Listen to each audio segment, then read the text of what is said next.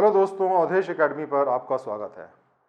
दोस्तों, आज हम जानेंगे एथिक्स की एक बहुत ही इंपॉर्टेंट ब्रांच जिसको कि कहते हैं नॉर्मेटिव एथिक्स।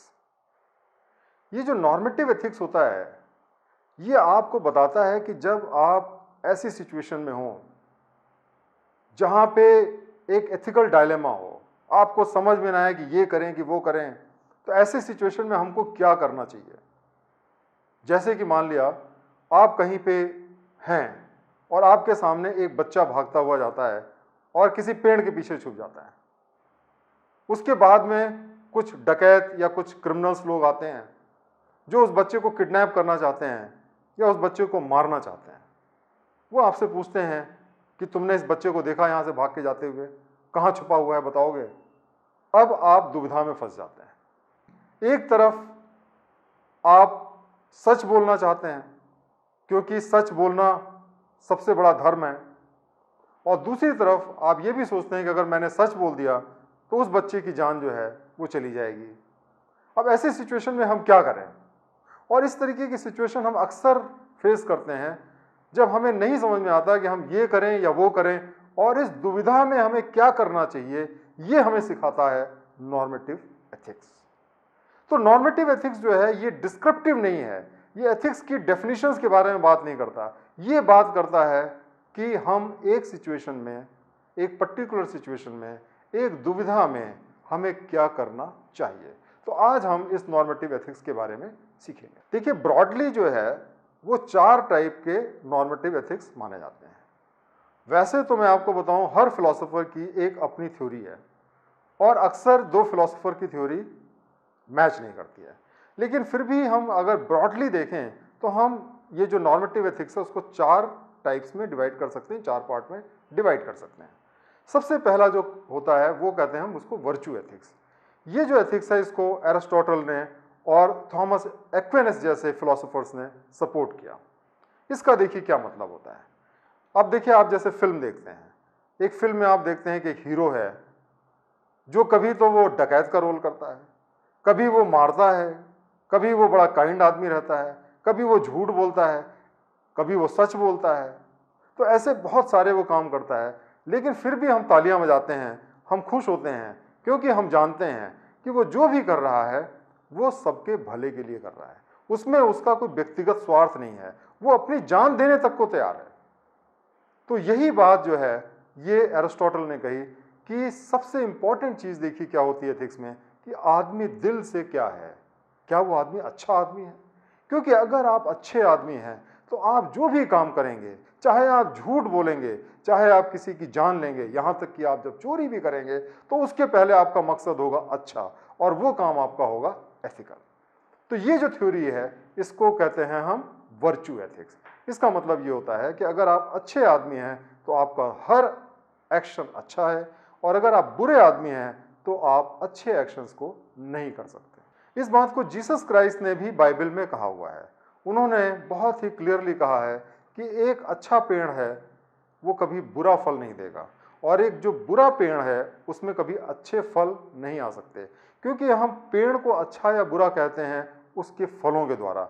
जो आदमी अंदर से अच्छा है वो आदमी हमेशा अच्छे काम करेगा, और जो आदमी अंदर से बुरा है वो आदमी हमेशा बुरे काम करेगा। और हम जो भी बोलते हैं, जो भी करते हैं, वो हमारे दिल में जो चीज़ है वही बाहर आती है, हमारे कर्म के द्वारा या हमारे वचन के द्वारा। इसलिए सबसे इंपॉर्टेंट चीज़ है कि हम एक अच्छे इंसान बने, क्योंकि जब हम अच्छे इंसान बनेंगे तो हमारे जो कर्म हैं वो हमेशा अच्छे हो जाएंगे। लेकिन सारे फिलोसोफर इस बात को नहीं मानते हैं। एक दूसरी जो फिलॉसफी है वो है डेंटोलॉजी की फिलॉसफी। डेंटोलॉजी जो है ये एक ग्रीक वर्ड डियोन से बना हुआ है, जिसका मतलब होता है ऑब्लिगेशन या ड्यूटी। इसका जो मतलब है ये है कि आप जो भी काम करें वो कानून के दायरे में रह के करें, कानून के अनुसार करें। और इसके जो सबसे बड़े जो प्रोपोनेंट हैं वो इम्यूल कांत माने जाते हैं। इम्यूल कांत का ये कहना है कि आप ये ना सोचें कि मेरे इस कर्म से आगे क्या फल होने वाला है।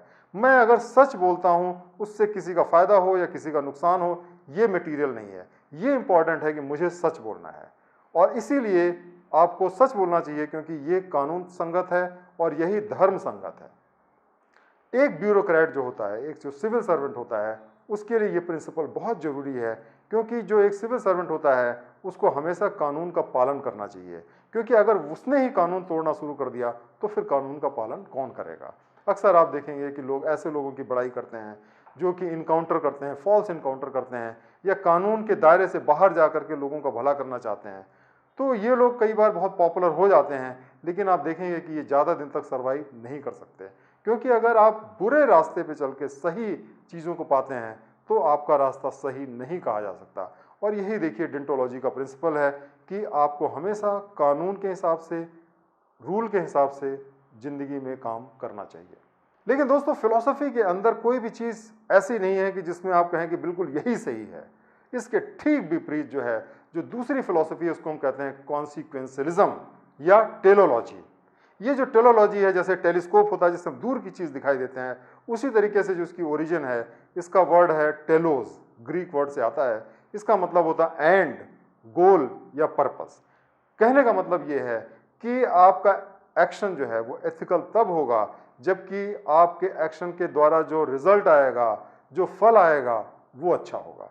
आपके बड़े अच्छे इरादे हैं, आपके बड़े अच्छे मकसद हैं, लेकिन आपने जो काम किया उससे रिजल्ट खराब आया। आपने तो कानून का पालन किया लेकिन लोगों की जान चली गई। तो ऐसे सिचुएशन में आपका जो एक्शन है उसको एथिकल नहीं कहा जा सकता। इसको कहते हैं टेलोलॉजी या कॉन्सिक्वेंशलिज्म। ये जो कॉन्सिक्वेंशलिज्म होता है, इसके बड़े सारे ब्रांचेस हैं, बड़े सारे प्रिंसिपल हैं, जैसे कि यूटिलिटेरियन प्रिंसिपल। यूटिलिटेरियन प्रिंसिपल का मतलब ये होता है कि आपका एक्शन एथिकल तब है जबकि ज़्यादा से ज़्यादा लोगों में ज़्यादा से ज़्यादा खुशी वो बनाए। Maximum happiness for maximum number of people. अगर आपका कोई ऐसा काम हो जिससे ज़्यादा से ज़्यादा लोगों को खुशी हो, तो चाहे जो भी काम हो वो काम आपका एथिकल होगा। अब इन तीनों के बाद में आजकल एक बहुत इंपॉर्टेंट कॉन्सेप्ट है जिसको हम कहते हैं एथिक्स ऑफ केयर या रिलेशनल एथिक्स। इसको जो सबसे ज़्यादा पॉपुलराइज किया एक फेमिनिस्ट थ्योरिस्ट हैं जिनका नाम है कैरोल गैलीलॉन। इनका जो है आर्गुमेंट ये था कि जो मॉरलिटी होती है वो हमारा जो एम्पैथी और कॉम्पैशन जो होता है उसके एक्सपीरियंस से आती है। कहने का मतलब ये है कि जब हम दूसरों की पीड़ा को नहीं समझते हैं तो हम सही एक्शन नहीं ले सकते। जैसे कि कई बार कहा जाता है, हमारे यहाँ एक भजन भी गाया जाता है कि जाके पाँव न फटी बिवाई, वो क्या जाने पीर पराई। कहने का मतलब ये है कि जब तक आपने उस दर्द को महसूस नहीं किया तब तक आप दूसरे के दर्द को नहीं समझ सकते हैं। गांधी जी भी जैसे कहा करते थे कि वैष्णव जन को तेने कहिए जो पीर पड़ाई जाने रे। कहने का मतलब ये है कि जब तक आप दूसरे की पीड़ा को नहीं समझते हैं तब तक आप अच्छे आदमी नहीं बन सकते हैं, आपका एक्शन अच्छा नहीं हो सकता है। तो ये जो एक इम्पॉर्टेंट है कि सबसे इम्पॉर्टेंट ज़िंदगी में है एम्पैथी या सिंपैथी, दूसरे की पीड़ा के साथ में अपने को एसोसिएट करना और दूसरे की पीड़ा को कम से कम करने की कोशिश करना। और इस प्रिंसिपल के तहत हमें सबसे इम्पॉर्टेंट चीज़ होती है रिलेशनशिप्स को नर्चर करना, ऐसी सोसाइटी बनाना, ऐसी फैमिली बनाना, ऐसा देश बनाना जिसमें कि लोग एक दूसरे को प्रेम करते हों, एक दूसरे पे विश्वास करते हों, एक दूसरे के लिए उनके अंदर एक मर्म हो, एक प्रेम हो। तो ये जो थ्योरी है ये बहुत इंपॉर्टेंट है, इसको हम एथिक्स ऑफ केयर या रिलेशनल एथिक्स भी कह सकते हैं। तो इस तरीके से दोस्तों आज हमने 4 जो है वो नॉर्मेटिक एथिक्स के ब्रॉड कैटेगरी जो हैं उसको समझा, और हमने ये समझा कि ये जो प्रिंसिपल्स हैं ये बहुत इंपॉर्टेंट हैं लाइफ में, और हमें अक्सर इनमें से समझौता करना पड़ता है। हम जब दुविधा में रहते हैं तो हम कैसे इस प्रिंसिपल को फॉलो करें, ये हमें बहुत इंपॉर्टेंट है। तो आज हमने बेसिक इन कॉन्सेप्ट के बारे में पढ़ा है, अब हम इसके बारे में डिटेल में जानेंगे।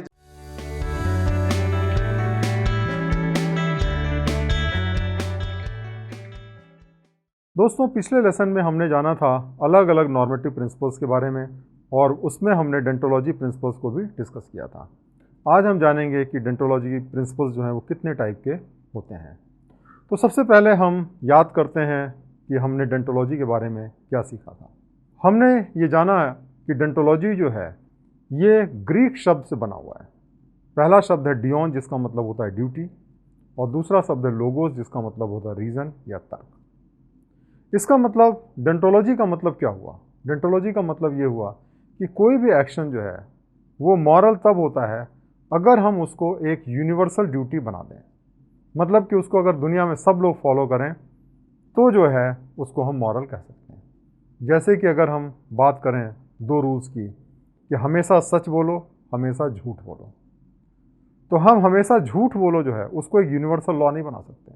हालांकि झूठ बोलने से हमें फ़ायदा होता है और ये रैशनल भी है, कई बार झूठ बोलने का एक लॉजिक भी होता है, लेकिन हम उसको यूनिवर्सल नहीं बना सकते। उसके विपरीत हम ये रूल यूनिवर्सल ज़रूर बना सकते हैं कि हमेशा हमें सच बोलना चाहिए, क्योंकि जब सब लोग सच बोलेंगे तो वो जो है सोसाइटी स्ट्रांग होगी और ये एक यूनिवर्सल रूल बन सकता है। इसीलिए जो डेंटोलॉजी है उसको कई बार ड्यूटी बेस्ड, ऑब्लिगेशन बेस्ड या रूल बेस्ड एथिक्स कहा जाता है, क्योंकि इसके अंदर हम ये सीखते हैं कि जो रूल्स होता है उसको हमें हमेशा फॉलो करना चाहिए और उसका जो भी कॉन्सिक्वेंस हो वो उतना इम्पॉर्टेंट नहीं है, एक्शन ज़्यादा इम्पॉर्टेंट है, सही एक्शन करना ज़्यादा इम्पॉर्टेंट है। अगर उसका कॉन्सिक्वेंस डिज़ायरेबल नहीं भी होता है तो कोई बात नहीं, जब तक हमने सही काम किया है तो हमने सही रास्ता अडॉप्ट किया है। तो इस तरीके से जो डेंटोलॉजी प्रिंसिपल होता है उसके अंदर हमें ये बताया जाता है कि हमें अपनी जो ड्यूटी है और जो हमारे राइट्स हैं उसको अच्छे तरीके से निभाने चाहिए और हमें जो कॉन्सिक्वेंस है, जो उसका रिजल्ट है, उसके बारे में ज़्यादा चिंता नहीं करनी चाहिए। अच्छा है तब भी ठीक है, ना अच्छा है तब भी ठीक है, हमें अपनी ड्यूटी को ठीक से निभाने की ज़रूरत है। अब इसके अंदर जो 3 अलग अलग प्रिंसिपल्स है उसके बारे में हम डिस्कस करेंगे। सबसे पहले हम बात करते हैं कैटेगोरिकल इम्पेरेटिव की। ये जो कैटेगोरिकल इम्पेरेटिव है ये इमैनुअल कांत ने दिया था और उन्होंने ये कहा कि जो मॉरल लॉज होते हैं वो किसी भगवान के दिए हुए नहीं है, वो कोई डिवाइन नहीं है, बल्कि वो इंसान ने खुद बनाए हैं अपने रैशनल थिंकिंग के माध्यम से। हर आदमी अगर रैशनली सोचे तो वो महसूस कर सकता है कि ये जितने भी मॉरल लॉज हैं वो कैसे डिराइव हुए, उनका क्या फ़ायदा होता है। और इस तरीके से उनका मानना था कि जितने भी मॉरल लॉज हैं वो सारे के सारे हम रैशनल थॉट से डिराइव कर सकते हैं। जहाँ तक कैटेगोरिकल इम्पेरेटिव की बात हो, कैटेगोरिकल इम्पेरेटिव एब्सोल्यूट लॉज हैं और अनकंडीशनली उनको हमें फॉलो करना चाहिए, चाहे जो भी कंडीशन हो और चाहे जो भी उसका रिजल्ट आए, हमें उसको हमेशा फॉलो करना चाहिए। हमेशा आपको एक जो मैक्सिम है या जो एक कानून है कि जो हम सारे दुनिया पे लागू कर सकते हैं, वो कानून, ऐसा लॉ जो होता है उसी को हम कैटेगोरिकल इम्पेरेटिव कहते हैं। जैसे कि हमने बताया कि हमेशा हमें सच बोलना चाहिए, ये एक कैटेगोरिकल इम्पेरेटिव है। हमें चोरी नहीं करनी चाहिए, ये एक कैटेगोरिकल इम्पेरेटिव है। हमें लोगों की मदद करनी चाहिए, ये एक कैटेगोरिकल इम्पेरेटिव है। हमें लोगों को मारना नहीं चाहिए, ये एक कैटेगोरिकल इम्पेरेटिव है। तो इस तरीके के जो कैटेगोरिकल इम्पेरेटिव है जिसको हम यूनिवर्सल लॉ बना सकते हैं, वो जो है हमें फॉलो करने चाहिए। कैटेगोरिकल इम्पेरेटिव के बारे में हम डिटेल में डिस्कस करेंगे जब हम इमैनुअल कांत की फिलॉसफी जो है आगे एक्सप्लेन करेंगे। दूसरा टाइप का जो डेंटोलॉजी प्रिंसिपल है वो है गांधीयन एथिक्स। देखिए, जैसा कि हम जानते हैं कि महात्मा गांधी जो हैं वो हमेशा इस बात पे विश्वास करते थे कि हमारा जो एक्शन है वो धर्म से भरा होना चाहिए, सही होना चाहिए, राइटियस होना चाहिए। और उनका ये बहुत स्ट्रांगली मानना था कि हम अगर अच्छे मकसद को पाना चाहते हैं तो बुरे रास्तों पे नहीं चल सकते। कोई भी नोबल एंड जो है वो ईविल मीन्स से, ईविल रास्ते से अचीव नहीं किया जा सकता। उन्होंने एक बार कहा कि लोग कहते हैं कि मीन्स तो मीन्स होते हैं या रास्ता तो रास्ता होता है, लेकिन मैं ये कहता हूँ कि जो रास्ता होता है वो सब कुछ होता है। जैसा रास्ता होता है वैसा ही उसका अंत होता है। कहने का मतलब कि अगर हम गलत रास्ते पे चलते हैं तो हमारा अंत गलत ही होगा। तो जो लोग ये समझते हैं कि हम गलत रास्ते पे चल के सही मकसद को पा सकते हैं, वो सही नहीं है। गांधी जी अपने जो मेन प्रिंसिपल है ट्रुथ और नॉन वायलेंस, उसको वो नॉन निगोशिएबल मानते थे, उस पर कोई कॉम्प्रोमाइज़ वो नहीं कर सकते थे। उनका ये मानना था कि इसका जो भी रिजल्ट हो हमें इन प्रिंसिपल को छोड़ना नहीं चाहिए। तो इस तरीके से जो गांधीयन एथिक्स है वो भी एक तरीके का डेंटोलॉजी प्रिंसिपल है, क्योंकि उसके अंदर भी ये कहा गया है कि हमें काम सही करना चाहिए, रिजल्ट के बारे में चिंता नहीं करनी चाहिए। इसी तरीके से जो निष्काम कर्म का जो कॉन्सेप्ट है जो हमारे यहाँ भागवत गीता में दिया गया है, वो भी डेंटोलॉजी प्रिंसिपल को फॉलो करता है या डेंटोलॉजी प्रिंसिपल है। जो हमारा सेल्फलेस एक्शन है, जो निष्काम कर्म होता है, उसको हम डेंटोलॉजी के काफ़ी करीब पाते हैं। जैसा कि आप जानते हैं कि भागवत गीता में भगवान कृष्ण ने कहा था कि आपका अधिकार जो है सिर्फ अपना कर्तव्य करने पे है, आप उसके फल के लिए उत्तरदायी नहीं है। इसीलिए कभी भी आपको जो भी आपका रिजल्ट आता है उसके लिए उत्तरदायी नहीं मानना चाहिए, और ना ही आपको फल के बारे में चिंता करके कोई काम करने से रुकना चाहिए। आपको हमेशा सही काम करना चाहिए, चाहे उसका जो भी रिजल्ट आए, चाहे आप उसमें सफल हों चाहे असफल हों, आपको कभी भी अपनी ड्यूटी नहीं छोड़नी चाहिए। हमेशा अपनी ड्यूटी का पालन करना चाहिए। और यही पाठ दे करके उन्होंने अर्जुन को कहा था कि आप अपनी ड्यूटी करें, जो कि धर्म की रक्षा के लिए युद्ध करें। तो इस तरीके से जो निष्काम कर्म है वो भी इस बात को बताता है कि हमें हमेशा अपनी ड्यूटी करनी चाहिए, ड्यूटी को प्राथमिकता देनी चाहिए, उसका जो रिज़ल्ट हो वो हमें मंजूर करना चाहिए, क्योंकि रिज़ल्ट तो हमारे हाथ में नहीं होता है। तो इस तरीके से जो निष्काम कर्म का प्रिंसिपल है वो भी डेंटोलॉजी का एक इम्पॉर्टेंट प्रिंसिपल माना जा सकता है। तो इस तरीके से दोस्तों आज हमने जाना कि जो डेंटोलॉजी प्रिंसिपल है उसके अंदर कौन कौन से हम सब प्रिंसिपल्स बता सकते हैं, और मुझे उम्मीद है कि इससे आपको मदद मिलेगी जब भी आप इस तरीके के सवालों का जवाब देंगे। बहुत बहुत धन्यवाद।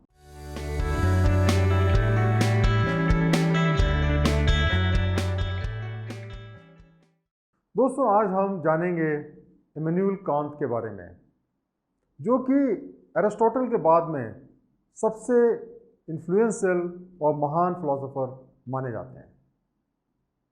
ये एक जर्मन फिलोसोफर थे और इन्होंने अपनी सारी की सारी जो ज़िंदगी है वो अपनी बर्थ प्लेस पे ही बिताई। बिल्कुल एडवेंचरस नहीं थे, रूटीन को फॉलो करते थे, और इतना ज़्यादा रूटीन को फॉलो करते थे कि कई बार जो गृहिणियाँ होती थी, हाउसवाइफ होती थी, वो इमैनुअल कांत कब उनके खिड़की के सामने से गुजरेंगे उससे वो अपनी घड़ी मिलाया करती थी। इतना ज़्यादा वो टाइम के लिए पंक्चुअल हुआ करते थे। उन्होंने कभी शादी नहीं की और उनको आर्ट्स में, लिटरेचर में कोई इंटरेस्ट नहीं था, म्यूज़िक में कोई इंटरेस्ट नहीं था। वो बेसिकली बड़े रैशनल थिंकर थे, मैथ्स में, साइंस में, इन सब चीज़ों में उनको इंटरेस्ट था। उन्होंने जो हमें एक थ्योरी ऑफ नॉलेज दी, जो हमें ज्ञान बताया, एक उन्होंने कहा ट्रूथ ऑफ रीज़न। ये ट्रूथ ऑफ रीज़न क्या होता है? जो कि रीज़न की वजह से सत्य है। जैसे कि अगर हम कहते हैं कि ऑल बैचलर्स आर अनमैरिड, तो ये सिर्फ रीज़न की वजह से सत्य है, क्योंकि बैचलर को हम डिफाइन ही करते हैं जिनकी शादी नहीं हुई है। तो नेचुरली अगर कोई बैचलर है तो शादी कैसे हो सकती है? तो अनमैरिड ही रहेगा। दूसरा जो होता है जिसको हम कहते हैं ट्रूथ ऑफ फैक्ट, उसमें क्या होता है कि वो फैक्ट पे डिपेंड करता है। अगर हम ये स्टेटमेंट देते हैं कि सारे बैचलर जो हैं वो खुश हैं, तो ये बात सही भी हो सकती है और नहीं भी सही हो सकती है। ये एक मैटर ऑफ फैक्ट है, और जब तक हम इसके बारे में एक्सपेरिमेंट ना करें, लोगों की ओपिनियन ना लें, तब तक हम इस बात को नहीं कह सकते।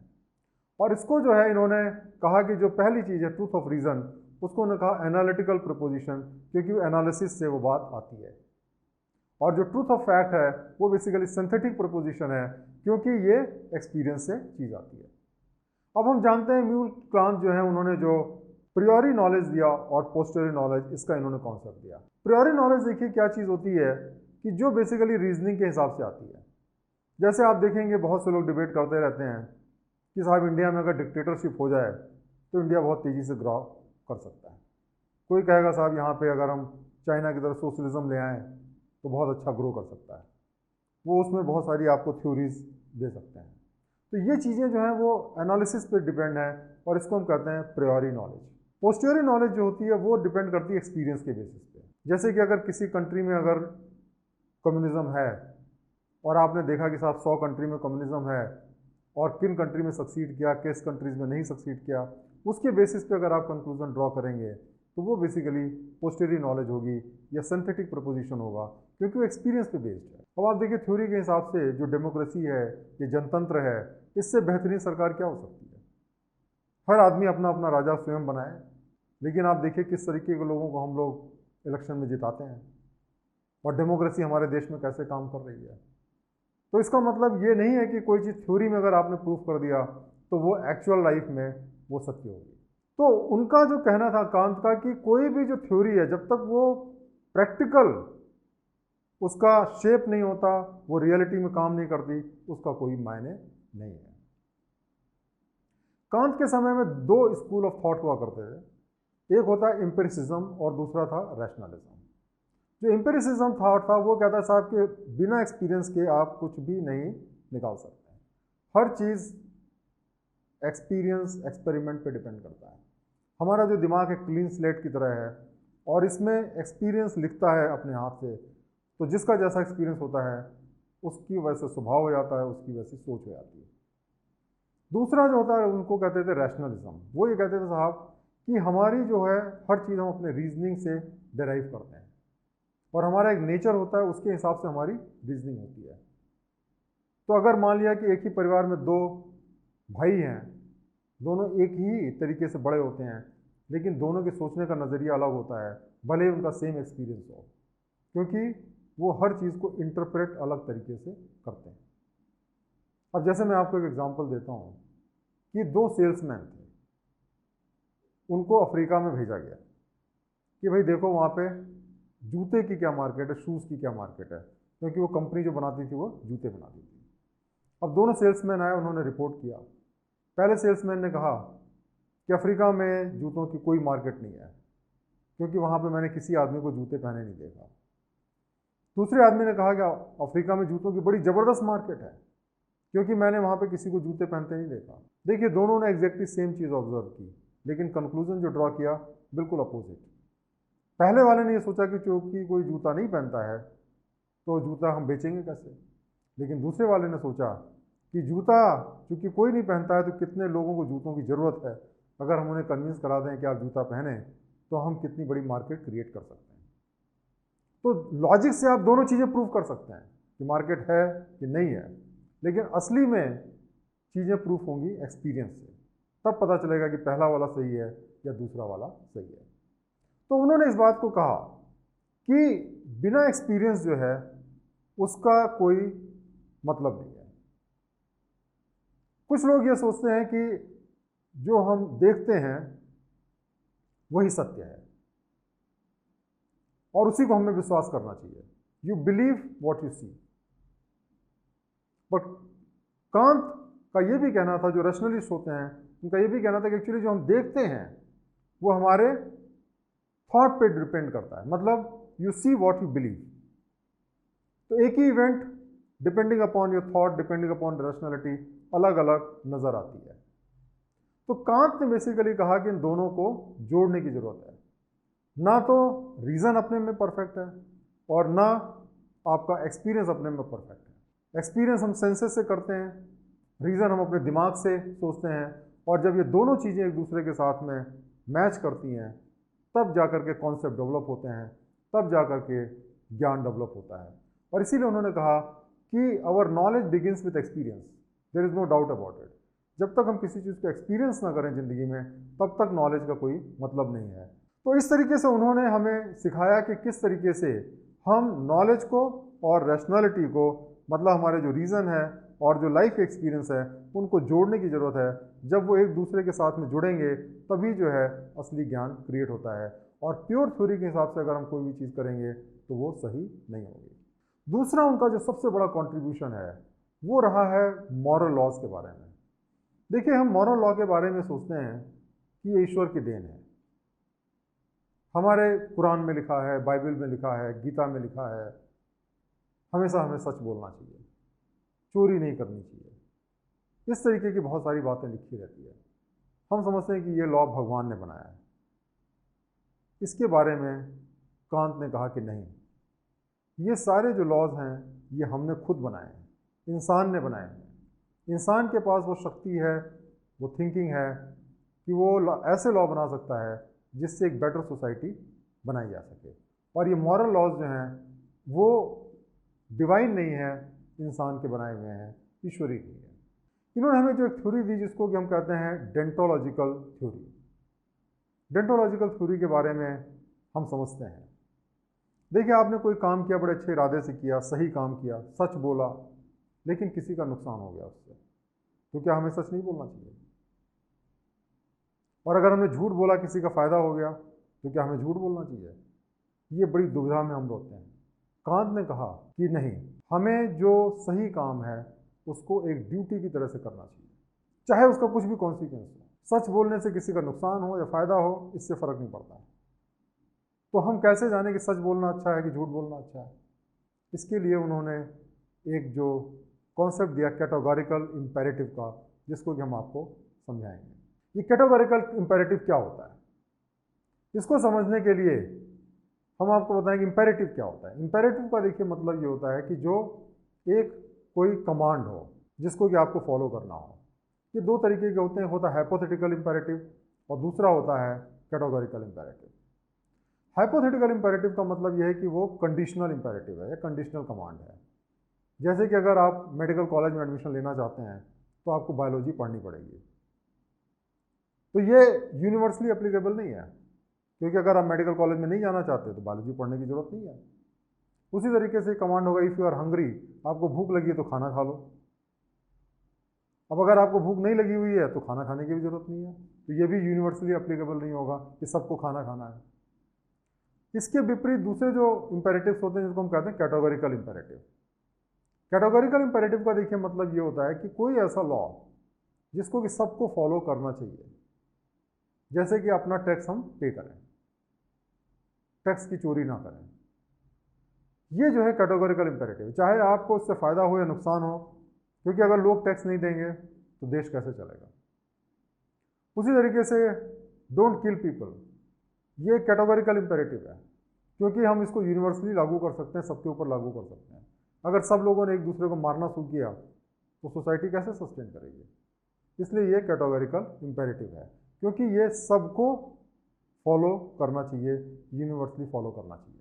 तो जो कैटेगोरिकल इंपेरेटिव है उसमें आपकी जो पर्सनल बेनिफिट है या रैशनलिटी का या लॉजिक का कोई जगह नहीं है। जैसे आपने मान लिया लोन लिया और वो आदमी आपसे लोन मांगने के लिए आया, आपने लोन उसको चुकाने से मना कर दिया। इसके पीछे एक तर्क हो सकता है, अगर आप लोन नहीं चुकाएंगे तो आपको फ़ायदा हो गया, लेकिन ये एक कैटेगोरिकल इंपेरेटिव नहीं बन सकता है। क्यों? क्योंकि अगर सब लोगों ने लोन को चुकाने से मना कर दिया तो सोसाइटी में कोई बिजनेस एक्टिविटी हो ही नहीं सकती है, कोई लोन ही नहीं देगा। लेकिन अगर सब लोग लोन अपना चुकाएं तो सोसाइटी चलेगी। तो इस वजह से हमें अपना लोन चुकाना चाहिए। ये एक तरीके से ये कैटेगोरिकल इंपेरेटिव है और ये एक मॉरल लॉ है जिसको कि हमको सबको फॉलो करना चाहिए। तो इस तरीके से उन्होंने कई सारे लॉज को डेराइव किए, जैसे कि हमें चोरी नहीं करनी चाहिए, हमें दूसरे का नुकसान नहीं करना चाहिए, हमें दूसरों को मारना नहीं चाहिए, हमें जो है सब लोगों के साथ में काइंड रहना चाहिए, दया दिखानी चाहिए, क्योंकि ये एक ऐसी प्रिंसिपल्स हैं जो कि हम सब के ऊपर लागू कर सकते हैं as a universal law. Categorical imperative का एक दूसरा भी पहलू है। देखिए बहुत सारी ऐसी थ्योरीज होती हैं, जैसे सोशलिज्म है, उसमें ये कहते हैं कि भाई अगर सोसाइटी का भला हो रहा है तो कुछ लोगों की कुर्बानी हो जाए कोई बात नहीं। जब रशिया में रिवॉल्यूशन हुआ, चाइना में रिवॉल्यूशन हुआ, तो लाखों लाख लोग मारे गए, क्योंकि उनको लगता था कि भाई अगर मान लिया 1 करोड़ लोगों का फ़ायदा होता है तो 1 लाख लोग मर भी जाएं तो कोई फ़र्क नहीं पड़ता। तो ह्यूमन बींग्स को एज अ मीन्स इस्तेमाल किया गया। लेकिन कांत की थ्योरी के हिसाब से उनको हम मीन्स की तरह इस्तेमाल नहीं कर सकते, क्योंकि हर इंसान अपने में एक एंड है और हर इंसान जो है उसको वही अधिकार है जो दूसरे इंसान को है। तो किसी एक इंसान की कुर्बानी दे करके किसी दूसरे इंसान को बचाना, ये जो है कैटेगोरिकल इंपेरेटिव में नहीं आ सकता, क्योंकि आप ऐसा कोई रूल नहीं बना सकते जो सब पे एप्लीकेबल हो कि सबको मार दो। तो जब ये सब पे एप्लीकेबल नहीं हो सकता तो उसको आप एक आदमी पे भी अप्लाई नहीं कर सकते हैं। और यहीं से थ्योरी आती है जो हम आज कल जो ह्यूमन राइट्स की बात करते हैं, ये बेसिकली देखा जाए तो कांत की थ्योरी से डराइव होती है। इवन क्रिमिनल जो होते हैं, जो चोर होते हैं, उनको भी वही राइट मिलने चाहिए, लीगल राइट मिलने चाहिए जो बाकी लोगों को मिलते हैं। दोस्तों सिविल सर्विसेज जो होती हैं, जो सरकारी सर्विसेज होती हैं, उसमें कांत की फ़िलॉसफी का बड़ा महत्व है। कांत की फ़िलॉसफी हमें फॉलो करनी चाहिए। हम जब कोई भी काम करें तो हमें ये देखना चाहिए कि कानून एज अ ड्यूटी करें, उसका इम्प्लीमेंटेशन एज अ ड्यूटी करें, और वो जो भी काम करें वो कानून के दायरे में रह के कानून के हिसाब से करें। उसका क्या कॉन्सिक्वेंस, उससे फ़र्क नहीं पड़ता। अब अगर मान लिया कानून में लिखा है कि साहब आपको 3 कोटेशन लेकर के सामान परचेज करना है, तो आप 3 कोटेशन लेके सामान परचेज करें, चाहे डिले हो चाहे कुछ भी हो। उसको तोड़ करके इस कानून को काम ना करें। तो ये इंपॉर्टेंट चीज़ है कि जो गवर्नमेंट ऑफिसर्स हैं उनको जो कानून है उसको as a moral duty follow करना चाहिए, और उसको ब्रेक करके चाहे उससे कोई ज़्यादा अच्छा फ़ायदा हो उसको फॉलो नहीं करना चाहिए। लेकिन ऐसा नहीं है कि जो कांत की जो फिलॉसफी है उसका क्रिटिसिज्म नहीं है, उसको भी क्रिटिसाइज़ किया गया है, क्योंकि ये माना जाता है कि कोई भी जो काम है उसका रिजल्ट भी बड़ा इंपॉर्टेंट होता है। कई बार लोगों ने अच्छा इंटेंशन होते हुए अच्छा काम करने के उसमें बहुत लोगों का नुकसान किया। तो आप ये नहीं कह सकते हैं कि अगर मैं एक सही काम कर रहा हूँ, झूठ बोल रहा हूँ, तो आप ये नहीं कह सकते कि अगर मैं सिर्फ सही बोलूँगा तो चाहे उसका कोई भी नुकसान हो उससे मुझे फ़र्क नहीं पड़ता है। ऐसी कुछ सिचुएशंस आ सकती हैं जहाँ पे आपको एक्सेप्शनल केस में झूठ बोलना ज़रूरी हो। और इस वजह से जो कांत की फ़िलॉसफी है वो एक आदर्श सोसाइटी में ही चल सकती है। अब किसी ऐसे सोसाइटी में कल्पना करें जहाँ पे सब चोर हैं, जहाँ पे सब झूठ बोलते हैं, तो ऐसी सिचुएशन में अगर आप हमेशा सत्य बोलें तो शायद आप सर्वाइव नहीं कर पाएंगे। तो कांत का जो व्यू है उसका एक अपोजिट व्यू भी है। उसका ये कहना है कि भाई कोई भी जब थ्योरी हम देते हैं या कोई भी जो मॉरलिटी है वो एब्सोल्यूट नहीं होती है, वो हमेशा रिलेटिव रहती है। वो डिपेंड करती है कि बाकी लोग क्या कर रहे हैं। और इसीलिए हर थ्योरी की एक एंटी थ्योरी होती है या काउंटर थ्योरी होती है। हर एक थीसिस की एक एंटी थीसिस होती है और फिर ये दोनों चीज़ें एक साथ चलती हैं और फिर किसी पॉइंट पे ये दोनों चीज़ें मिलती हैं और एक सिंथेसिस होती है जिसके बेसिस पे एक नई थीसिस बनती है। और फिर जो नई थीसिस बनती है उसके अपोजिट भी कोई दूसरी थीसिस होती है, फिर आगे चल के फिर ये दोनों कंबाइंड होती हैं, फिर एक नई थीसिस बनती है और इस तरीके से सोसाइटी जो है उसका ग्रोथ होता है। तो कांत की जो थ्योरी है वो परफेक्ट थ्योरी नहीं कही जा सकती, क्योंकि आप कोई ऐसा कानून नहीं जिसको 100% सिचुएशंस में फॉलो कर सकें और इसीलिए इसको उस दायरे में क्रिटिसाइज़ किया गया है।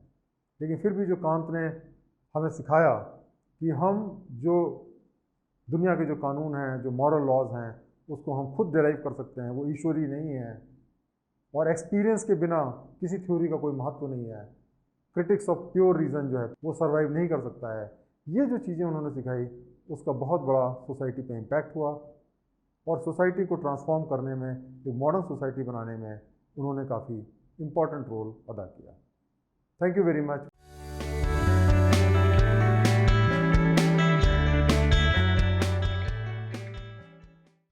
दोस्तों, हम वेस्टर्न फिलोसोफर्स के एथिकल आइडियाज़ के बारे में पढ़ रहे हैं। हमने सोक्रेटिस, प्लेटो, एरिस्टोटल, इमैनुएल कांत ऐसे बहुत सारे फिलोसोफर्स के थॉट्स के बारे में समझा। आज हम जिस फिलॉसफी को समझने जा रहे हैं उसको हम कहते हैं यूटिलिटेरियन फिलॉसफी। ये जो यूटिलिटेरियन फिलॉसफी है वो ये कहता है कि हमारा कोई भी जो एक्शन है उसका जो रिजल्ट है वो सबसे ज़्यादा इम्पॉर्टेंट चीज़ होती है। क्या हमारे एक्शन से लोगों को खुशी मिलती है या लोगों को दुख मिलता है? अगर हमारा एक्शन इस दुनिया में खुशी को बढ़ाता है तो वो एथिकल है, सही है, और अगर दुख को बढ़ाता है तो वो गलत है। तो जो तीन मेन फिलोसोफर्स हैं जो यूटिलिटेरियन फिलोसोफर्स माने जाते हैं वो हैं Jeremy Bentham, John Stuart Mill और हेनरी सैडविक। अब हम समझते हैं कि ये यूटिलिटेरियन फिलोसफी क्या होती है। यूटिलिटेरियन फिलोसोफर ये मानते हैं कि हम इंसान लोग जो हैं वो दो मास्टर्स के अंडर में काम करते हैं। हमारे दो मालिक हैं, एक है प्लेजर, हैप्पीनेस, खुशी, और दूसरा है दुख या पेन। हम हमेशा चाहते हैं कि हमारी ज़िंदगी में ज़्यादा से ज़्यादा खुशी हो। हम हमेशा प्लेजर सीकिंग होते हैं, अपनी खुशी को बढ़ाना चाहते हैं, और हम हमेशा दुख से भागना चाहते हैं। इस तरीके से वो एक्शन सही है, वो काम सही है जिससे कि हमारी खुशी बढ़े या लोगों को हम ज़्यादा से ज़्यादा खुशी दें, और वो एक्शन गलत हैं जिससे लोगों को दुख मिलता है या हमें दुख मिलता है। तो जो ये फिलॉसफी है यूटिलिटेरियन की, वो ये कहती है कि जो किसी भी एक्शन की जो मॉरल वर्थ है, अच्छाई या बुराई है, वो इस बात पे डिपेंड करती है कि ये जो हमारी सोसाइटी है इसकी जो ओवरऑल हैप्पीनेस है, ओवरऑल जो खुशी है, वो कितनी बढ़ती है उससे या उससे कम होती है। तो इसका जो हमारा गोल है एथिकल एक्शन का वो ये होना चाहिए कि maximum happiness for maximum people, ज़्यादा से ज़्यादा लोगों को ज़्यादा से ज़्यादा खुशियाँ दें। अगर हम ऐसा कोई काम करते हैं तो हमारा एक्शन एथिकल एक्शन होगा। इसके अंदर इस बात का डिफ्रेंशिएशन नहीं किया जाता है कि कौन आदमी को हैप्पीनेस मिलना चाहिए, कौन आदमी को हैप्पीनेस नहीं मिलना चाहिए। हम पिक एंड चूज़ नहीं कर सकते हैं कि भाई ये आदमी अच्छा आदमी है, इसको हमें खुश करना है, ये आदमी बुरा आदमी है, इसको हमें खुश नहीं करना है। ये प्रिंसिपल ये कहता है कि हर आदमी को खुश रहने की इच्छा है, खुश रहने का अधिकार है। इसलिए हम ये काम करें जिससे कि सोसाइटी में हर व्यक्ति की हैप्पीनेस बढ़े। कोई हमें डिफ्रेंशिएशन नहीं करना है अच्छे आदमी में और बुरे आदमी में। ये जो फिलॉसफी है ये डिक्लाइनिंग मार्जिनल यूटिलिटी के प्रिंसिपल को एक्सेप्ट करता है। कहने का मतलब ये है कि कोई भी चीज़ जो है उसकी वैल्यू घटती जाती है जैसे कि हम उसको इस्तेमाल करते जाते हैं। अब जैसे मैं आपको उसका एक एग्जांपल बताता हूँ। जैसे कि मान लिया आप किसी रेगिस्तान में फंस गए, कई दिन से आपको पानी नहीं मिला और अब आप बिल्कुल मरने वाले हैं, सपोज करिए। अब कोई व्यक्ति आता है, वो कहता भाई मैं आपको एक गिलास पानी दूंगा, 1000 रुपये आपको देने पड़ेंगे। अब उस पानी से आपकी जान बच सकती है, इसलिए आप उसको 1000 रुपये भी दे देंगे। लेकिन एक गिलास पानी अगर आपने पी लिया तो अगले गिलास के लिए अगर वो फिर 1000 मांगेगा तो आप नहीं देंगे। तो आप कहेंगे ठीक है 100 रुपये हम दे देंगे, क्योंकि अभी भी आपकी प्यास पूरी तरीके से बुझी नहीं है। उसके बाद में तीसरे गिलास के लिए आप 100 रुपया भी नहीं देंगे, लेकिन हो सकता है कि आप 10 रुपये दे दें। तो आपने देखा कि जो पानी है उसकी जो वैल्यू है कि ग्लास की, वो लगातार कम होती चली जा रही है।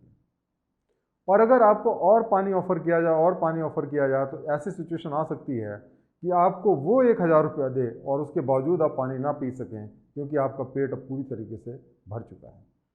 तो इस तरीके से दोस्तों जो पैसा होता है उसकी जो वैल्यू होती है वो हर आदमी के लिए अलग होती है। एक जो गरीब आदमी है उसको अगर आप 1 लाख रुपया दे दें तो वो कितना खुश होगा, उसका महीनों का सालों का एक तरीके से खर्चा चल जाएगा, उसकी खुशी की कोई सीमा नहीं रहेगी।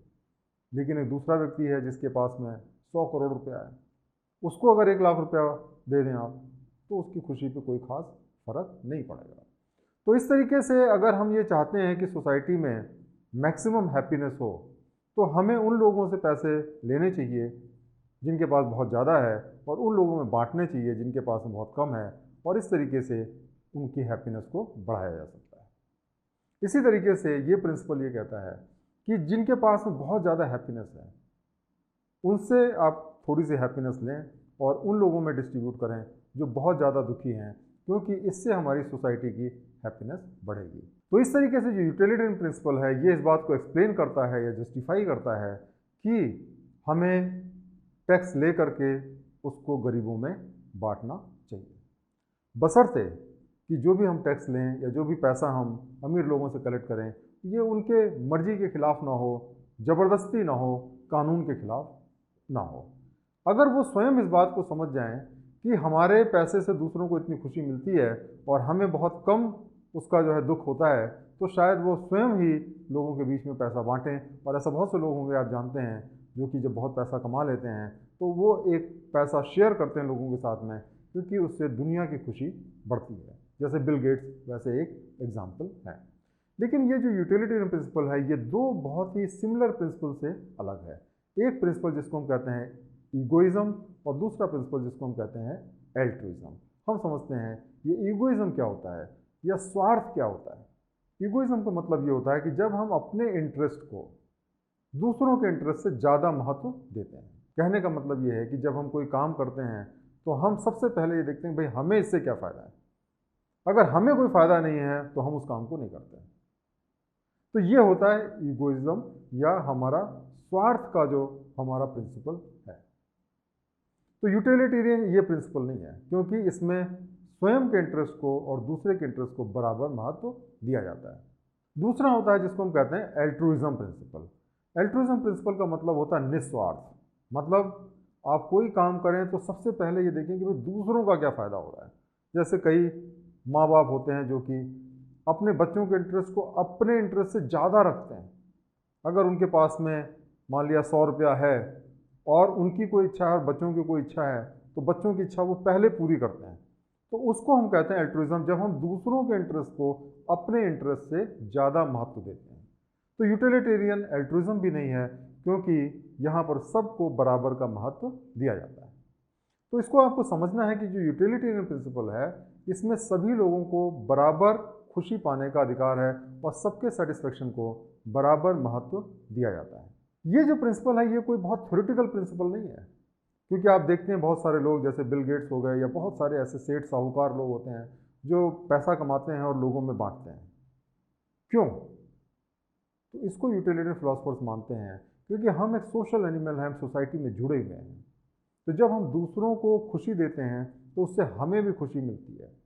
तो इसी तरीके से अगर हम दूसरों को कोई पैसा देते हैं या दूसरों का भला करते हैं, दूसरों की मदद करते हैं, तो ऐसा नहीं है कि हमें उससे फ़ायदा नहीं होता, हमें भी साथ साथ में फ़ायदा होता है। तो सोचिए कितना अच्छा काम है कि दूसरे का भी फ़ायदा हो रहा है, आपका भी फ़ायदा हो रहा है, तो सोसाइटी की हैप्पीनेस लगातार बढ़ रही है। तो ये जो यूटिलिटेरियन के जो फिलोसोफर हैं, उनका ये मानना है कि ये आदमी की एक नेचुरल हैबिट है कि वो दूसरों को खुशी देना चाहता है, क्योंकि उससे उसको स्वयं भी खुशी मिलती है। ये जो प्रिंसिपल है, इसको सबसे बेहतरीन तरीके से जीसस क्राइस्ट ने बाइबल में एक्सप्लेन किया है, जब उन्होंने कहा है कि हम अपने पड़ोसी को भी उतना ही प्यार करें जितना कि हम स्वयं को करते हैं। तो इसका जो बेसिक प्रिंसिपल है वो बिल्कुल ऐसे ही है कि हम दूसरे की खुशी को भी उतना ही महत्व दें जितना हम अपनी खुशी को देते हैं। और अगर हम इस प्रिंसिपल्स को फॉलो करें तो आप मान सकते हैं कि सोसाइटी में कितनी ज़्यादा खुशियाँ आ जाएंगी। तो ये जो आपका यूटिलिटेरियन प्रिंसिपल है, इसके बेसिकली 3 इम्पॉर्टेंट बिंदु हैं या 3 इम्पॉर्टेंट पॉइंट्स हैं। पहला ये है कि ये कॉन्सिक्वेंस पे डिपेंड कर, कॉन्सिक्वेंशियलिज्म है। कहने का मतलब है कि सही एक्शन वो है जिसका कि रिजल्ट अच्छा हो। दूसरा मैक्सिमाइजेशन ऑफ गुड, कहने का मतलब ये है कि आपका गोल होना चाहिए कि ज़्यादा से ज़्यादा लोगों का ज़्यादा से ज़्यादा भला हो सके। और तीसरा ये है कि ये एजेंट न्यूट्रल है, मतलब ये कि हम कोई डिफ्रेंशिएशन नहीं करते हैं कि कौन आदमी हैप्पीनेस को डिज़र्व करता है और कौन आदमी हैप्पीनेस को डिज़र्व नहीं करता है। अब हम जानेंगे कि हम ये यूटिलिटी है उसको हम कैसे मेज़र करते हैं, क्योंकि जब तक आप उसको मेज़र नहीं करेंगे तब तक हम कैसे मैक्सिमाइज करेंगे सोसाइटी की हैप्पीनेस को। तो पहला जो मेजरमेंट का क्राइटेरिया है उसको हम कहते हैं मोटिव यूटिलिटेरियन, मतलब कि आपका इरादा क्या है। अगर आपके इरादे नेक हैं, आपका दिल साफ है और आप साफ नीयत से साफ दिल से लोगों की मदद करते हैं, तो आपका एक्शन सही है। आप ये थ्योरेटिकल कॉन्सेप्ट में ना जाएं कि हम ये करेंगे तो इससे दूसरों का भला होगा। अगर आपके इरादे नेक हैं, आपका मोटिव सही है, तो आप सही काम कर रहे हैं। दूसरा, टोटल यूटिलिटेरियन प्रिंसिपल। सोसाइटी में हर आदमी की खुशी को हम अगर नापें और उसके बाद में हम क्या करें कि हमारा जो एक्शन है फिर करने के बाद में फिर खुशी को नापें, और अगर उससे सोसाइटी की ओवरऑल जो टोटल हैप्पीनेस बढ़ती है तो इसका मतलब कि हमारा एक्शन एथिकल है। तीसरा जो है वो है एवरेज यूटिलिटेरियन प्रिंसिपल। कहने का मतलब ये है कि हम एवरेज हैप्पीनेस को काउंट करें। कोई दुखी है, कोई ज़्यादा खुश है, उसका एवरेज क्या है, और उसके बाद में हम फोकस उन लोगों पे करें जो सबसे नीचे हैं इस हैप्पीनेस पिरामिड में, सबसे दुखी आदमी हैं, क्योंकि उनको हम थोड़ा सा भी काम करेंगे तो उनकी ज़िंदगी में बहुत खुशी आ जाएगी, और इस तरीके से जो एवरेज है वो बहुत ज़्यादा इंक्रीज कर जाएगा। चौथा जो है जिसको हम कहते हैं निगेटिव यूटिलिटेरियन प्रिंसिपल। कहने का मतलब ये है कि हम सोसाइटी में देखें लोगों के अंदर बड़ी सारी तकलीफें हैं, दुख है, तो हमारा एक्शन ऐसा हो कि उस दुख को मिनिमाइज करें। तो जिस एक्शन से इस सोसाइटी में लोगों का दुख कम होता है वो एक्शन जो है वो हमारा एथिकल एक्शन है। लेकिन इसके कई बार क्या होते हैं कि लोग इसको आर्ग्यू करते हैं कि अगर वाकई हमें सोसाइटी में दुख को मिनिमाइज करना है तो आधे लोग जो बहुत ही दुखी टाइप के लोग उनको ख़त्म कर दो। जब वो ख़त्म हो जाएंगे तो ऑटोमेटिकली आपका जो हैप्पीनेस लेवल है वो बढ़ जाएगा। ये इसका कोई इरादा नहीं है, लेकिन लोग इस तरीके से एक पॉइंट निकालते हैं कि मिनिमाइज़ करने का सबसे अच्छा तरीका ये है कि जो दुखी लोग हैं उनको ख़त्म ही कर दो। जो पांचवा प्रिंसिपल है उसको हम कहते हैं सेंटिएंट यूटिलिटेरियन। कहने का मतलब ये है कि हम केवल इंसानों की खुशी के बारे में ना सोचें, बल्कि हर जीवित चीज़ के बारे में देखें, चाहे वो जानवर हो, चाहे वो पक्षी हो, सब की खुशी को हम मैक्सिमाइज़ करें तो हमारी जो सोसाइटी है वो अच्छी होगी। और इसकी वजह से जो लोग एनिमल एक्टिविस्ट होते हैं वो कहते हैं कि साहब जो हमें जानवर है उसको भी पेन नहीं देना चाहिए। तो ये जो सेंटिएंट यूटिलिटेरियन प्रिंसिपल है वो केवल आदमी की खुशियों को नहीं बल्कि सारे जीव जंतुओं की खुशियों को बारे में विचार करता है। अब यूटिलिटेरियन इतना आसान भी नहीं होता है। कई बार क्या होता है, बड़ा एक डायलेमा होता है। अब जैसे हम इसके एक केस स्टडी को देखते हैं, यहाँ पे दो बहुत ही महत्वपूर्ण व्यक्ति हैं। एक व्यक्ति जो है वो फिजिक्स का नोबेल लॉरेट है और वो बहुत ही क्रिटिकली बीमार है, उसको तुरंत चाहिए एक किडनी ट्रांसप्लांट करने के लिए। दूसरा जो व्यक्ति है वो मेडिसिन का नोबेल लॉरेट है और वो भी बहुत बुरी तरीके से बीमार है और उसको चाहिए हार्ट ट्रांसप्लांटेशन। अब एक व्यक्ति है मान लीजिए कि जो कि शराबी है और वो सिर्फ न्यूसेंस क्रिएट करता है, और आप मान लीजिए कि एक सर्जन है आपको कोई कानून के हिसाब से कोई पनिशमेंट नहीं हो सकता। तो क्या ये सही रहेगा कि ये जो शराबी आदमी है उसकी किडनी और हार्ट को लेकर के ये नोबेल लॉरेट को प्लांट कर दिया जाए? ये आपको सवाल का जवाब देना है, क्या ये एथिकली सही है? लॉजिकली अगर हम देखें तो ये एक्शन बिल्कुल सही है, क्योंकि ये जो शराबी है वो तो वैसे ही सोसाइटी के लिए न्यूसेंस है। उससे उसका परिवार दुखी है, उससे उसके पड़ोसी दुखी हैं, उससे वो स्वयं दुखी है। अगर उसको मार भी दिया जाए तो सोसाइटी में सिर्फ खुशी बढ़ेगी, क्योंकि उस लेवल तक का दुख कम हो जाएगा। दूसरे साइड में जब हम उसकी किडनी और हार्ट को ट्रांसप्लांट करेंगे नोबेल लॉरेट के लिए, तो वो फ्यूचर में और ऐसे इन्वेंशंस करेंगे, ऐसे काम करेंगे जिससे कि सोसाइटी की और भी ज़्यादा बेहतरी हो और उनकी हैप्पीनेस बढ़ जाए। तो अगर लॉजिक के हिसाब से देखें और वैल्यू के हिसाब से देखें तो ये एक्शन लॉजिकली सही लगता है। लेकिन यूटिलिटेरियन प्रिंसिपल कहता है कि कोई भी एक्शन सही है, इसके लिए दो इंपॉर्टेंट चीज़ों पे हमें ध्यान देना है। एक है एक्ट यूटिलिटेरियन, दूसरा है रूल यूटिलिटेरियन। एक्ट यूटिलिटेरियन का मतलब ये होता है कि जो एक्शन है उससे क्या ओवरऑल हैप्पीनेस बढ़ रही है, तो हमने इस केस में देखा कि बढ़ रही है।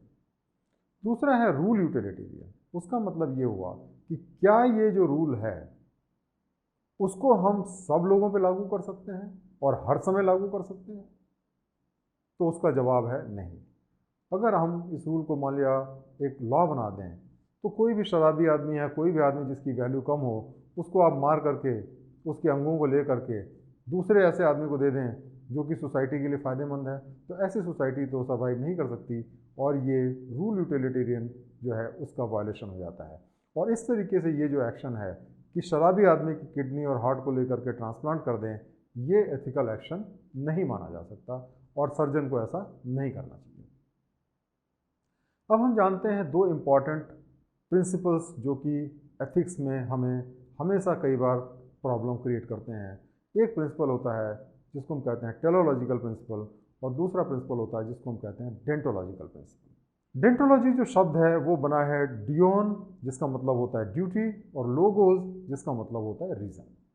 इसका मतलब ये होता है कि हमें हमेशा ऐसा एक्शन करना चाहिए जो कि मॉरल लॉ को फॉलो करे, और हमारा एक्शन एक ड्यूटी की तरह होना चाहिए जिससे हमें डेविएट नहीं होना चाहिए। जैसे कि अगर हमेशा हमें सत्य बोलना है और ये बोलना, सत्य बोलना एक ड्यूटी की तरह हमें लेना चाहिए, चाहे उससे लोगों का फ़ायदा हो चाहे नुकसान हो, इससे हमें कंसर्न नहीं होना चाहिए।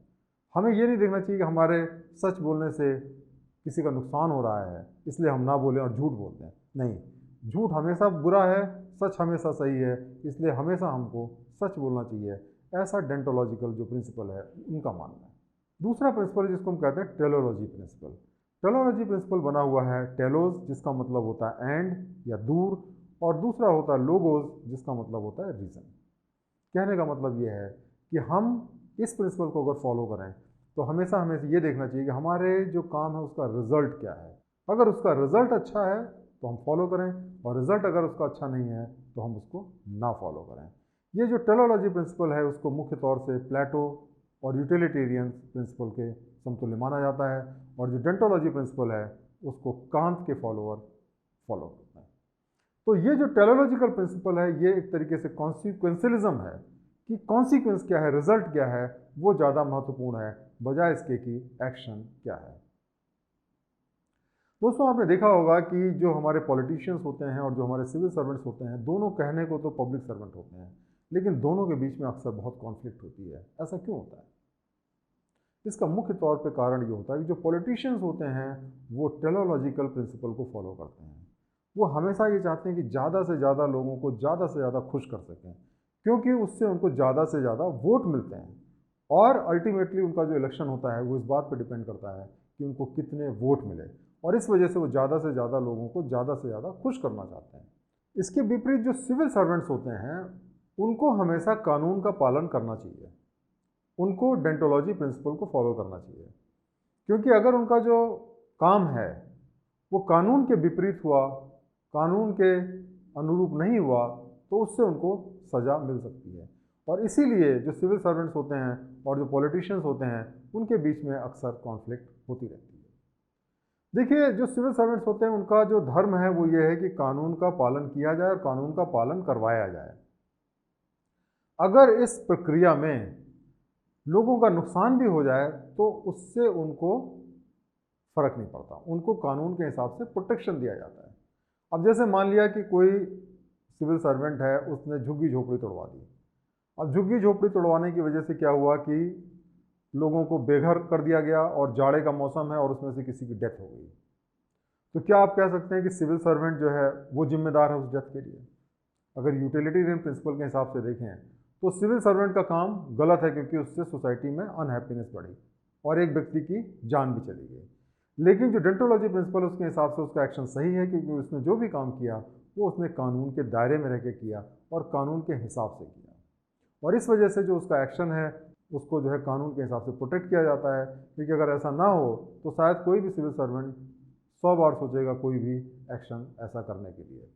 ये जो यूटिलिटेरियन प्रिंसिपल है, वैसे तो बड़ा अच्छा लगता है कि भाई सोसाइटी में मैक्सिमम हैप्पीनेस को बढ़ाओ, और अगर हम सब लोग यूटिलिटेरियन प्रिंसिपल को फॉलो करना लगें तो शायद ये जो दुनिया है बड़ी खुशहाल हो जाएगी। लेकिन इसके बहुत सारे क्रिटिसिज्म भी हैं जो कि जानना बहुत ज़रूरी है।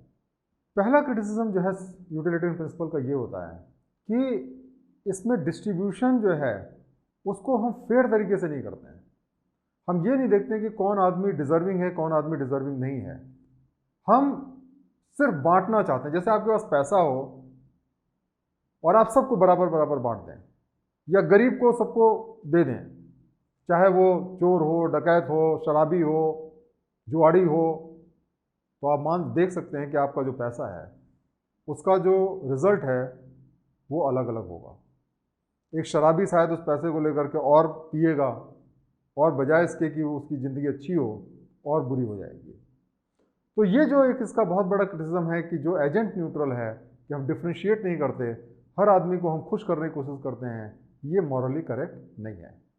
दूसरा ये कहना कि साहब हम सोसाइटी को ज़्यादा से ज़्यादा खुश बनाएं, चाहे इसमें हमें कोई फ़ायदा हो कि ना हो, ये भी उचित नहीं है, क्योंकि ये नेचर में लोगों के है नहीं। सबसे पहले व्यक्ति अपने बारे में सोचता है और उसके बाद में दूसरे के बारे में सोचता है।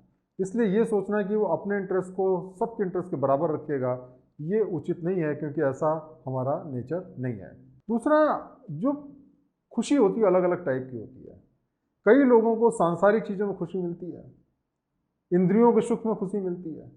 अब आप अगर उनकी खुशी बढ़ाने पर लग गए तो सोसाइटी का तो डिग्रेडेशन हो जाएगा। इसीलिए जो आपके फिलोसोफर है स्टुअर्ट मिल, उन्होंने कहा कि जो इस तरीके की खुशी है वो एक जो पिग होते हैं या सुअर होते हैं उनकी खुशी की तरह होती है।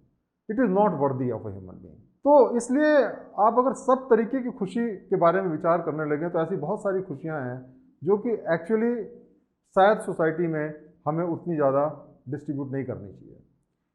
जो फिजिकल जो प्लेजर है उससे कहीं ज़्यादा अच्छा होता है mental pleasure, intellectual pleasure, spiritual pleasure, वो ज़्यादा इंपॉर्टेंट है बजाय इसके कि फिजिकल प्लेजर। इसलिए उन्होंने कहा कि हर प्लेजर को बराबर तवज्जो देना सही नहीं है। ये जो यूटिलिटेरियन प्रिंसिपल है इसको इसलिए भी क्रिटिसाइज किया जाता है कि ये जो इसका बेसिक अजम्पशन है कि हर आदमी सिर्फ खुशी चाहता है, यही सही नहीं है।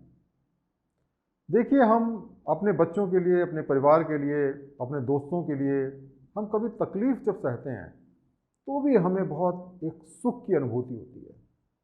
हम प्लेजर सीकिंग नहीं है। माँ जो होती है कितने तकलीफ सह करके अपने बच्चे को जन्म देती है, लेकिन जो उसको उस एक्शन में जो प्रसन्नता मिलती है वो किसी तरीके के खाने पीने या किसी भी चीज़ में उसको नहीं मिल सकती है। एक जो जवान होता है जो बॉर्डर पे आपकी रक्षा कर रहा है, अपनी जान की बाजी लगा रहा है, 24 घंटे काम कर रहा है, उसको जो खुशी मिलती है अपनी ड्यूटी को पूरा करने में, वो कोई प्लेजर नहीं है, लेकिन वो भी बहुत ज़रूरी है। वो आप कैसे हासिल करेंगे? यूटिलिटेरियन प्रिंसिपल से। तो ये कहना कि ज़िंदगी में आदमी सिर्फ हैप्पीनेस को सीख करता है, खुशी सीख करता है, ये प्रिजम्पशन ही गलत है, ऐसा इस बात का बहुत से लोगों का मानना है, जो काफ़ी हद तक सही भी है। उसके बाद में ये भी तर्क दिया जाता है और ये भी सही है कि हैप्पीनेस को मेज़र करना बड़ा मुश्किल है, क्योंकि कोई भी काम जो है वो एक आदमी को खुशी देता है, दूसरे आदमी को दुख देता है।